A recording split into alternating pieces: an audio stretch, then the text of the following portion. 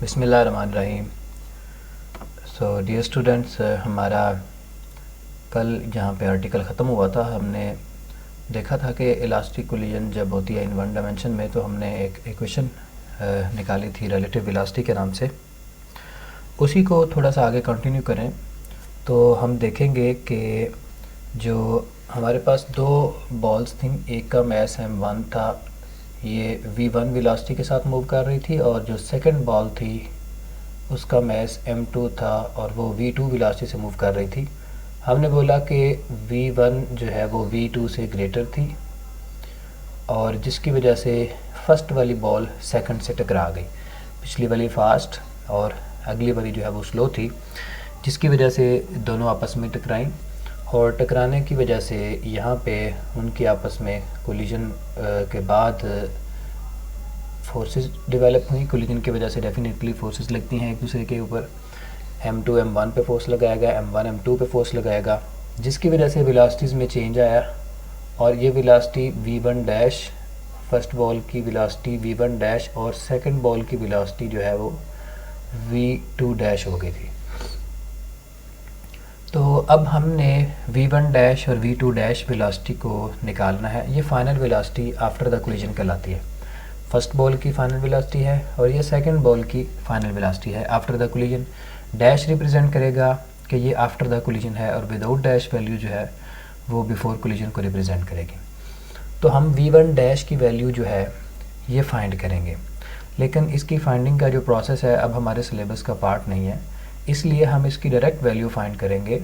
तो एक्चुअली इसकी कैलकुलेशन की जा सकती है, लेकिन हम उसको कैरी नहीं करेंगे, उसको सॉल्व नहीं करेंगे, क्योंकि अब हमारे पास वो सिलेबस का पार्ट नहीं है। तो इसलिए हम खाली v1 डैश और v2 डैश की जो वैल्यूज़ फाइंड करने के बाद आएंगी, एज सच उनको याद रखेंगे। तो v1 डैश की वैल्यू देखें, v1 डैश किसके बराबर आएगा? ये v1 डैश की वैल्यू आएगी m1 minus m2 over m1 plus m2 into v1 plus 2m2 v2 over m1 plus m2। तो ये कुछ प्रोसेस के बाद, कुछ कैलकुलेशंस के बाद हमारे पास ये रिज़ल्ट आता है, लेकिन अभी हमें उसको नहीं देखना, हमने सिर्फ इस वैल्यू को एज सच याद रख लेना। तो ये v1 डैश आ गया और ये v2 डैश आ गया। v2 डैश बराबर आएगा m2 minus m1 over m1 plus m2 into v2 plus 2m1 v1 over m1 plus m2। तो ये दोनों हमारे पास वेलोसिटीज़ आ गई हैं, इनके रिज़ल्ट्स आ गए हैं। अब हमारा जो क्वेश्चन है वो ये था कि discuss the different cases of elastic collision in one dimension. ये जो दोनों वेलोसिटीज़ हैं इनसे मुतल्लक हमारे पास 4 केस हैं जो पूछे जा रहे हैं। तो वो 4 डिफरेंट केसेस कौन से हैं, उसमें हम सबसे पहले केस 1 की बात करते हैं कि केस 1 क्या है। वो कहता है कि अगर ये दोनों जो बॉल हैं आपस में टकरा रहे थे, इनका मैस बराबर है, दोनों सेम मैसेज के हैं, तो फिर v1 डैश और v2 डैश की जो वैल्यू है वो फाइंड करें। तो हम अगर उन दोनों वैल्यूज़ को बराबर लेके फाइंड करते हैं तो हम केस 1 को डिस्कस कर लेते हैं। Case 1, if m1 is equal to m2, यानी m1 और m2 दोनों सेम है। लेट्स से कि दोनों ही m के बराबर है। तो देखते हैं कि v1 डैश और v2 डैश की जो वैल्यू है वो किसके बराबर आएगी। तो हमने ये जो इक्वेशन लिखी थी v1 डैश की, उस इक्वेशन के अंदर जिधर जिधर हमें m1 और m2 नज़र आ रहा है उन दोनों की जगह पे हम m पुट कर देंगे। तो देखें क्या रिज़ल्ट निकलता है। तो देखें हमारे पास ये वैल्यू थी v1 डैश की, तो इस इक्वेशन के अंदर m1 यहाँ पे लिखा हुआ है, तो इसकी जगह पे मैं m पुट कर रहा हूँ। ये आ जाएगा m माइनस, यहाँ पे भी आ जाएगा m ओवर आ जाएगा m plus m into v1 plus 2m into v2 over m plus m। ठीक हो गया। अब देखें हम फिर यहाँ पे m1 और m2 जो है जिधर जिधर हमें नज़र आ रहा है उधर m पुट करेंगे। ये आ जाएगा m minus m over m plus m into V2 plus 2m m1 की जगह पे भी m1 और m2, तो सारे जो m1 और m2 थे वो रिप्लेस हो गए और उनकी जगह पे हमने वैल्यूज़ जो पुट की हैं वो m है, तो ये m plus m into V1 आ गया। ये मैंने सब्स्टिट्यूशन कर दी। ये डायग्राम मैंने आपके लिए जस्ट बनाई थी, इसको सेपरेट रखें। तो कैलकुलेशंस के ऊपर हमने फोकस किया है। तो अब देखें ज़रा, m माइनस m ये कैंसिल हुआ। कैंसिल होने से क्या हुआ, m माइनस m की जगह पे ज़ीरो आ गया। ज़ीरो को जब किसी चीज़ से डिवाइड करते हैं तो आंसर ज़ीरो आता है। फिर ज़ीरो को V1 से मल्टीप्लाई करेंगे तो फिर दोबारा आंसर ज़ीरो आ जाएगा, यानी ये पूरी जो टर्म है ये ज़ीरो के बराबर आ जाएगी। m माइनस m कैंसिल हुआ, ज़ीरो आया। ज़ीरो को इससे डिवाइड किया 2m से, तो फिर दोबारा आंसर क्या आ जाएगा, ज़ीरो। फिर उस ज़ीरो को V1 से मल्टीप्लाई की तो फिर दोबारा आंसर क्या आ जाएगा, ज़ीरो। तो मैं ये सारी टर्म वाइप आउट कर रहा हूँ और इसकी जगह पर मैं लिख देता हूँ ज़ीरो। ये देखें, ये जो m है ये m प्लस हुआ। m प्लस m किसके बराबर आएगा, 2m के, तो मैंने ये देखें 2m लिख दिया। ये हमारे पास आ गया 0 प्लस 2m ओवर 2m। तो आप इस 2m को इस 2m से कैंसिल कर सकते हैं, तो ये 1 के बराबर आएगा। ये याद रखें, जब न्यूमरेटर और डिनोमिनेटर कैंसिल होते हैं तो आंसर 1 आता है, जब प्लस माइनस कैंसिल होते हैं तो आंसर 0 आता है। बच्चे अक्सर कंफ्यूज रहते हैं इसमें कि यहाँ पे हमने 0 लगाया था कैंसिल करने के लिए और यहाँ पे हमने 1 लगाया है। तो जब बटे के अंदर वैल्यूज़ लिखी होती हैं तो उस वक्त जब कैंसिलेशन होती है तो 1 आंसर आता है। जब इस तरह से कैंसिलेशन होगी प्लस और माइनस के साथ तो फिर आंसर 0 आता है। तो इसलिए ये आ जाएगा 0 प्लस V2। ये सारी वैल्यू जो है ये हमारी 0 के बराबर आई और ये सारी वैल्यू किसके बराबर आ गई है, V2 के। 0 में V2 ऐड किया तो हमारे पास आंसर आ जाएगा V2। तो ये V1 डैश की वैल्यू थी। ये जो हम वैल्यू किसकी हमने फाइंड की है, V1 डैश। V1 डैश के अंदर वैल्यूज़ पुट की हैं, तो ये V1 डैश की वैल्यू, ये भी V1 डैश की वैल्यू हमारे पास आई है। ओके हो गया। तो आपने नोट किया कि V1 डैश जो है वो किसके बराबर आ गया है, V2 के। अच्छा, अब हम V2 डैश फाइंड कर रहे हैं। मैं दोबारा से लिख देता हूँ। ये देखें, हमने V1 डैश फाइंड किया। V1 डैश किसके बराबर आया, रिज़ल्ट को हमने सर्कल कर देना है, इस तरह से हाईलाइट कर देना है। ये देखें, V1 डैश की वैल्यू V2 के बराबर आ गई है। अब ये V2 डैश फाइंड करना है। तो V2 डैश कैसे फाइंड करेंगे, देखें दोबारा से आप जो वैल्यूज़ हैं M2 माइनस M1, जिधर जिधर आपको M2 और M1 नज़र आ रहे हैं उधर उधर आपने M प्लेस करना है। तो देखें ये आ जाएगा M minus M over M plus M into V2 plus 2M over M plus M into V1।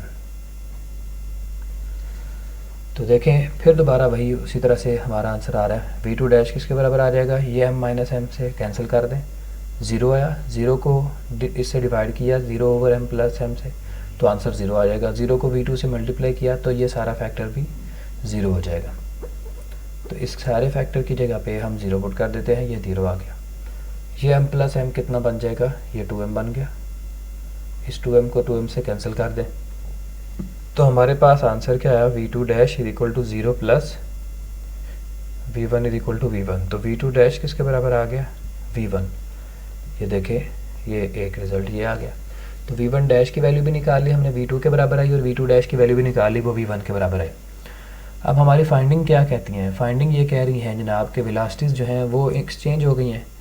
मतलब देखें, जो फर्स्ट वाली बॉल है आफ्टर द कोलिजन वो सेकंड की वेलोसिटी के साथ मूव कर रही है, और जो सेकंड वाली बॉल है आफ्टर द कोलिजन वो फर्स्ट वाली वेलोसिटी के साथ मूव कर रही है। तो वेलोसिटीज़ इंटरचेंज हुई हैं। मैं आपको जस्ट समझाता हूँ। देखें, ये पहली बॉल थी, ये दूसरी बॉल थी, तो वेलोसिटीज़ इनकी आपस में एक्सचेंज हुई हैं, बदल गई हैं। पहले की जो वेलोसिटी थी वो सेकंड ने ले ली है, सेकंड की जो वेलोसिटी थी वो फर्स्ट ने ले ली है। वो कैसे हुआ कि देखें, इसकी वेलोसिटी फर्स्ट किया हमारे पास 10 थी, V1 जो है वो 10 है और V2 जो है वो 5 है। आफ्टर द कोलिजन उलट हो जाएगा, ये पहली बॉल फास्ट है, दूसरी स्लो है, इनकी टक्कर हुई, यहाँ पे कोलिजन हुई, तो टकराने के बाद ये जो है ये स्लो हो गई, v1 डैश 5 हो गई और v2 डैश जो है वो 10 हो गई। तो ये इस रिज़ल्ट से हमें समझ आती है कि वेलोसिटीज़ इंटरचेंज हो गई हैं। जो v1 डैश है वो v2 के बराबर आ गई है और v2 डैश जो है वो v1 के बराबर आ गई है। तो इसको आपने लिख लेना है कि इफ़ मैसेज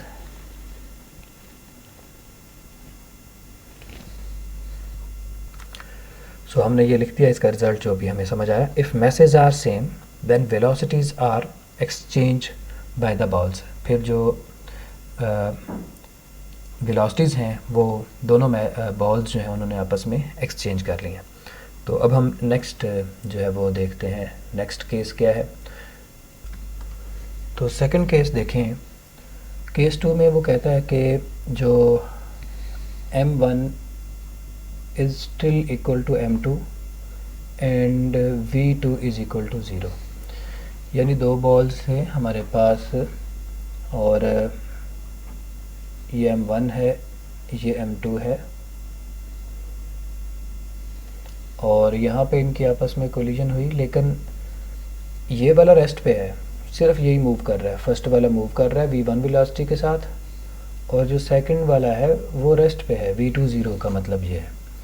तो कहता है कि इस केस में बताएं कि v1 डैश और v2 डैश जो है वो कितना निकलेगा। कोलिजन के बाद जो है वो v1 डैश कितना आएगा उसकी वैल्यू फाइंड करें और v2 डैश कितना आएगा उसकी वैल्यू भी फाइंड करें। तो v2 डैश और v1 डैश हमने बिल्कुल उसी तरह से जिस तरह से पीछे निकाला है उसी तरह से निकालेंगे। तो इसके लिए हमें v1 डैश और v2 डैश की वैल्यू जो है वो अच्छे तरीके से याद कर लेनी चाहिए। तो दोबारा से मैं वैल्यू लिख देता हूँ कि v1 डैश जो है वो बराबर था हमारे पास m1 minus m2 over m1 plus m2 into v1 plus 2m2 v2 over m1 plus m2। तो पहले v1 डैश कैलकुलेट करते हैं। देखें जो हमें उसने बताया है उसको हम पुट करते हैं इसमें, जो हमें गिवन में है। ये गिवन में है क्या कि m1 और m2 बराबर है। लेट्स सपोज कि दोनों ही ये m के बराबर हैं, m1 और m2 दोनों m के इक्वल हैं। तो दोनों की जगह पे फिर दोबारा हम m पुट करते हैं लास्ट केस की तरह से। ये आ जाएगा m minus m over m plus m into v1 plus 2 into m2। अब देखें आप इसमें पुट कर लें रिजल्ट, बेशक ये आ जाएगा 2m over m plus m into v2 अब क्या है 0 है। तो v2 0 पुट करें तो v2 0 से मल्टीप्लाई करें सारी वैल्यू, तो ये सारी वैल्यू 0 हो जाएगी। इसी तरह से m माइनस m जो है ये कैंसिल होगा तो इसका आंसर भी 0 आएगा। 0 को m प्लस m से डिवाइड करेंगे आंसर 0 आएगा। 0 को v1 से मल्टीप्लाई करें आंसर 0 आएगा। इसका मतलब इस पूरी टर्म का भी आंसर 0 आ रहा है और इस पूरी टर्म का भी आंसर 0 आ रहा है। तो 0 plus is equal to 0 is equal to 0। तो ये देखें v1 डैश की वैल्यू जो है वो 0 आ गई। ये v1 डैश 0 के इक्वल आ गया। अभी हम फाइंड करते हैं v2 डैश। ये देखें v2 डैश की वैल्यू बराबर थी m2 minus m1 over m1 plus m2 into v2 plus 2m1 v1 over m1 plus m2। ये वैल्यू थी हमारे पास v2 डैश की। तो इसके अंदर दोबारा से हम ये सारी फाइंडिंग्स जो है इसमें जो हमें गिवन था वो पुट करते हैं। तो ये m माइनस m आ गया, ये आ जाएगा m minus m over m plus m into v2 की जगह पे 0 पुट किया, ये 0 से मल्टीप्लाई कर दिया, प्लस ये देखें ये आ जाएगा 2m over m plus m plus m into v1। ये हमें जो गिवन था हमने वो उसको सब्स्टिट्यूट किया। तो ये डेफिनेटली ये सारा आंसर 0 के बराबर आ रहा है। 0 into something is equal to 0। ये m प्लस m कितना बन जाएगा 2m। ये 2m से कैंसिल कर दें, इस पूरी टर्म की जगह पे 0 लिख दें। ये आ जाएगा 0 प्लस यहाँ पे v1 बच गया था 2m से कैंसिल हुआ तो 1 आया, 1 v1 से मल्टीप्लाई होगा तो v1 आ जाएगा, 0 + v1 is equal to v1। तो देखें अब क्या हुआ है कि ये बॉल मूव कर रही थी और ये रेस्ट पे थी। यहाँ पे जब उनकी कोलिजन हुई, कोलिजन के बाद ये रेस्ट पे चली गई है क्योंकि v1 डैश तो 0 आ गया है। ये देखें v1 डैश 0 आया है और v2 डैश जो है वो v1 के बराबर आ गया है, यानी दोबारा फिर वेलोसिटीज़ जो हैं वो एक्सचेंज ही हुई हैं। तो हमें फिर दोबारा समझ आ रही है कि वेलोसिटीज़ जो हैं वो एक्सचेंज हो गई हैं। जो पहली वाली बॉल थी वो लेट्स से कि 10 मीटर पर सेकंड से मूव कर रही थी, v1 जो थी वो 10 थी और v2 जो थी वो 0 थी। टक्कर हुई, कोलिजन हुई, कोलिजन के बाद क्या हुआ, ये वाली खुद रेस्ट पे आ गई और ये उतनी ही वेलोसिटी के साथ आगे जाएगी। तो ऐसा सिर्फ उसी केस में मुमकिन होता है कि सारी की सारी वेलोसिटीज़ जो है वो अगली बॉल को तभी ट्रांसफ़र होती है जब दो मैसेज बराबर होते हैं। आमतौर पे आप बिलियर्ड बॉल या स्नोकर देखते हैं, उसमें तमाम बॉल्स का मैस बराबर होता है। तो आप जब उसकी हेड ऑन कोलिजन करते हैं, एग्जैक्ट सेंटर कोलिजन होती है। सेंट्रल कोलिजन से मुराद ये है कि एक ही लाइन में जब कोलाइड कराते हैं, साइड उसको ड्रिफ्टिंग कोलिजन नहीं होनी चाहिए, उसकी सेंटर से कोलाइड करना चाहिए। यानी ये सेंटर है और अगली का सेंटर ये है, तो ये सेंटर आपस में डायरेक्ट यहाँ पे हिट करें। अगर आप साइड से हिट ना करें, यानी अगर यहाँ से हिट करेंगे, फिर ऐसा नहीं होता कि वेलोसिटीज़ जो हैं वो सारी की सारी एक्सचेंज हो। तो अगर आप एक ही लाइन के अंदर एक सेंटर और दूसरा सेंटर एक ही लाइन के अंदर आ रहे हैं तो उसकी हेड ऑन कोलिजन, इसको हेड ऑन कोलिजन बोलते हैं, तो फिर ये बॉल जो है ये खुद रेस्ट पे आ जाता है और अगला उसी की वेलोसिटी से जाता है।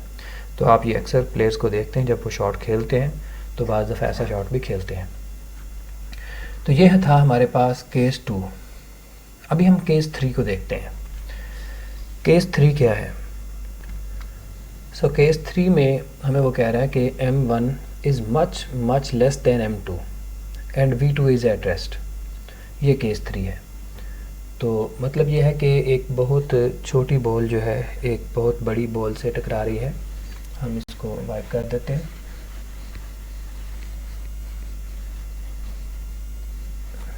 ये देखिए, मतलब ये है कि ये एक छोटी सी बॉल है जिसका मैस m1 है और ये एक बहुत बड़ी बॉल है।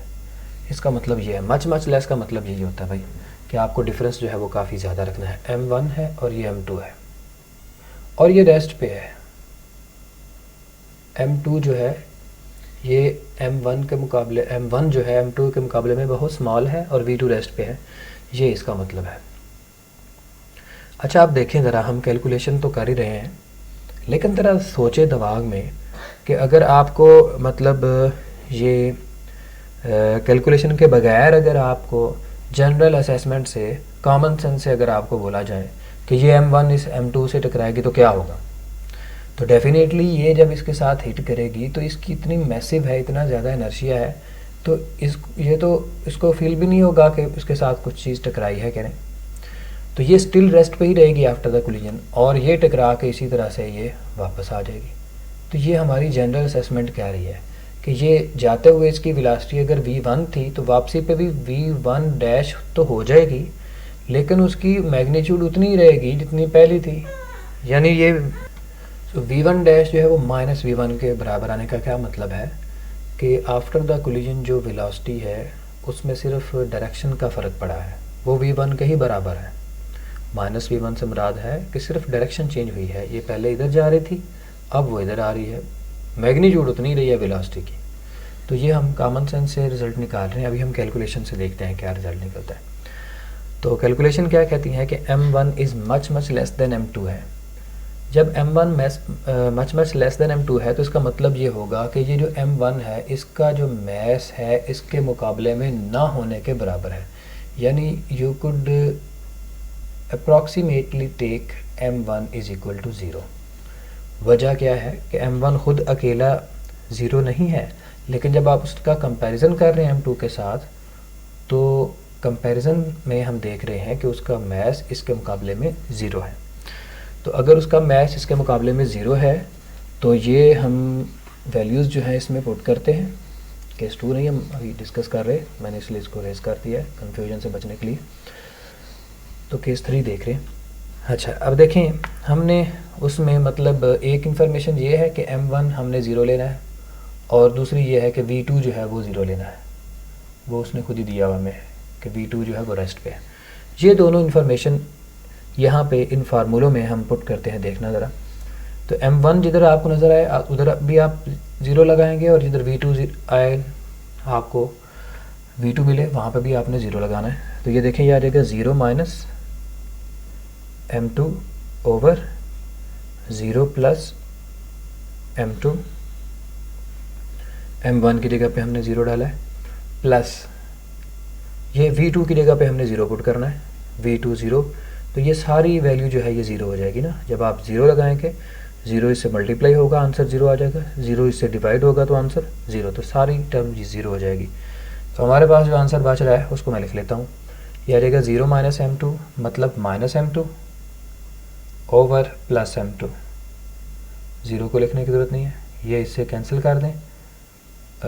सॉरी, यहाँ पे V1 भी आ रहा था, मल्टीप्लाई हो रहा था, ये देखें ये V1 यहाँ पे मौजूद था, तो यहाँ पे V1 लिखें, ये आ जाएगा V1 प्लस 0। तो ये V1 की वैल्यू यहाँ पे मिस हो गई थी, वो हमने दोबारा लिख दिया है। तो ये V1 यहाँ पे ये V1 था, ओके हो गया।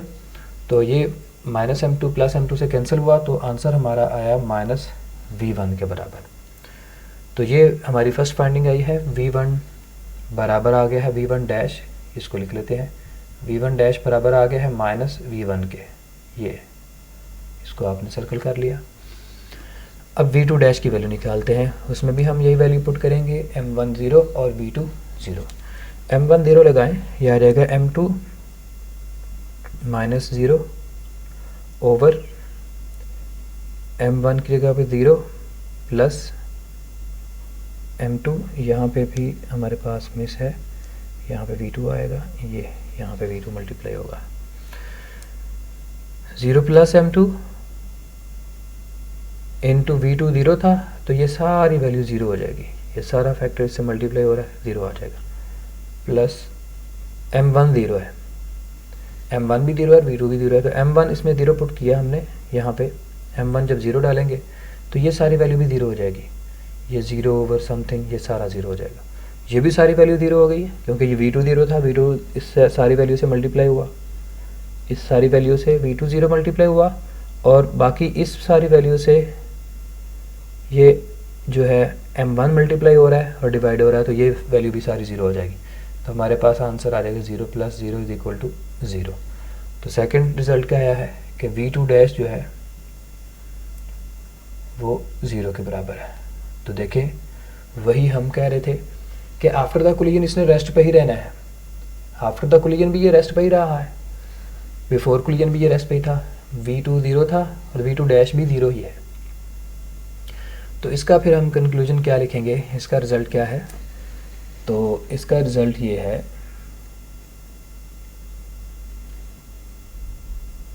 कि when A lighter ball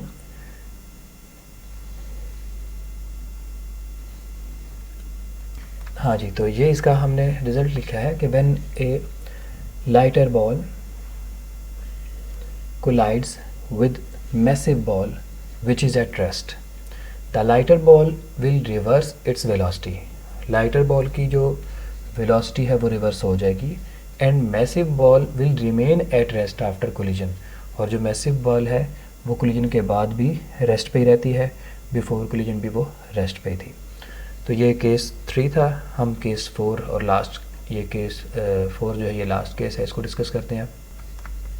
case 4 देखें, बिल्कुल उसके रिवर्स है। पहले था कि एक लाइटर बॉल मैसिव बॉल से टकरा रही है, तो अब एक मैसिव बॉल लाइटर बॉल से टकरा रही है। ये देखें, ये एक मैसिव बॉल है और ये एक लाइटर बॉल है, ये M1 है और ये M2 है, और ये रेस्ट पे है, V2 रेस्ट पे है। इन दोनों की आपस में जब कोलिजन होगी तो कॉमन सेंस ये बताती है कि ये इतना मैसिव है कि जब इससे टकराएगा तो इसकी वेलोसिटी पे कोई फ़र्क नहीं आना चाहिए। देखते हैं कि इसकी वेलोसिटी को क्या फ़र्क होता है। ये हमारे लिए प्रेडिक्ट करना इतना आसान नहीं है, लिहाजा हम इसे कैलकुलेट करके ही इसका रिज़ल्ट जो है वो सामने रख के उसको डिस्कस कर सकते हैं। तो हम पिछले केस में जो लाइटर बॉल थी उसके मैस को 0 लिया था ना, तो यहाँ पर भी हम इसको अप्रॉक्सीमेटली 0 लेंगे। इसके मुकाबले में M2 की वैल्यू M1 के मुकाबले में 0 है। तो अब दोबारा से हम वैल्यूज़ लिखते हैं v1 डैश और v2 डैश की, और उनमें वैल्यूज़ पुट करते हैं। कौन सी दो वैल्यूज़ पुट करेंगे? एक वैल्यू ये है v2 इज इक्वल टू 0 और दूसरी वैल्यू जो है m2 इज इक्वल टू 0। तो ये दोनों वैल्यूज़ इसमें पुट कर दें। तो चलें पहले हम v1 डैश कैलकुलेट कर लेते हैं, इसमें वैल्यू सब्स्टिट्यूट करें जो हमें नॉन है। m2 और v2 दोनों 0 हैं, वो वैल्यू पुट कर दें। ये देखें, ये आ जाएगा v1 dash is equal to, हमारे पास m2 0 है तो ये आ जाएगा m1 minus 0 over m1 plus 0। v2 की जगह पे मैंने m2 की जगह पे मैंने 0 पुट कर दिया, और v1 जो है वो ऐसे ही आ जाएगा, प्लस v2 0 है चूँकि, तो ये सारा फैक्टर 0 हो जाएगा। हम बार बार इसको देख रहे हैं, इसकी जगह पे 0 लगा दिया।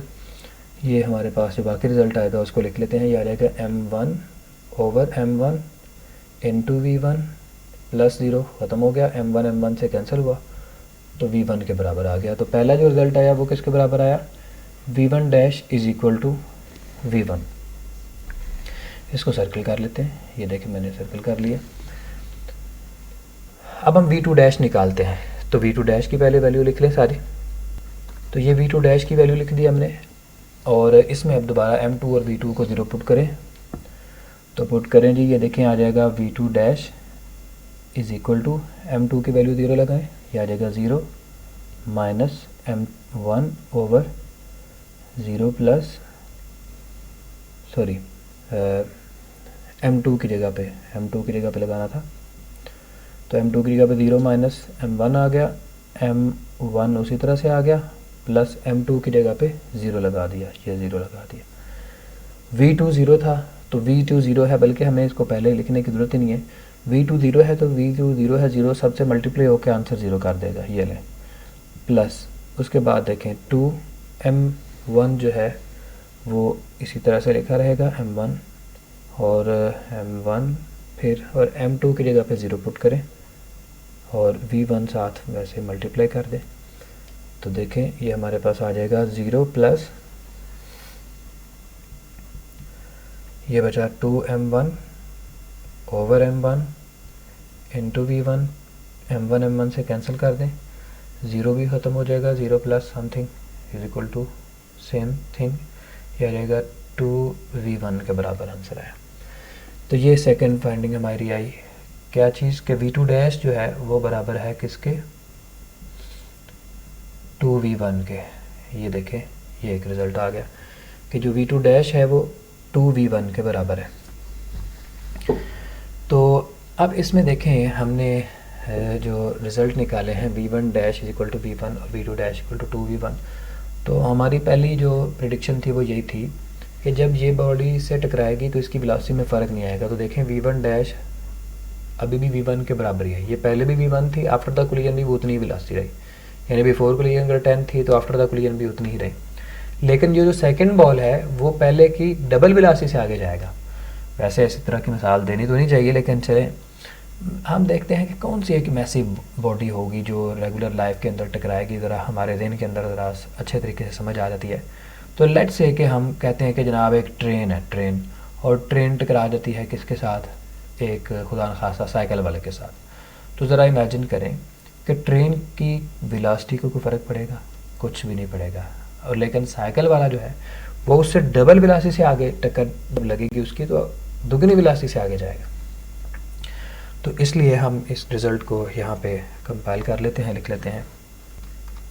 तो ये देखें, ये रिज़ल्ट हमने लिख दिया कि when a massive ball collides with a lighter ball the velocity of massive ball will not change but lighter ball will move with double velocity. तो ये हमारे डिफरेंट केसेस थे इलास्टिक कोलिजन के, शॉर्ट में भी पूछे जा सकते हैं, लॉन्ग में भी। बहरहाल ये हमारे स्मार्ट सिलेबस का पार्ट था तो हमने इसको डिस्कस कर दिया। हम अपने नेक्स्ट आर्टिकल की तरफ देखते हैं।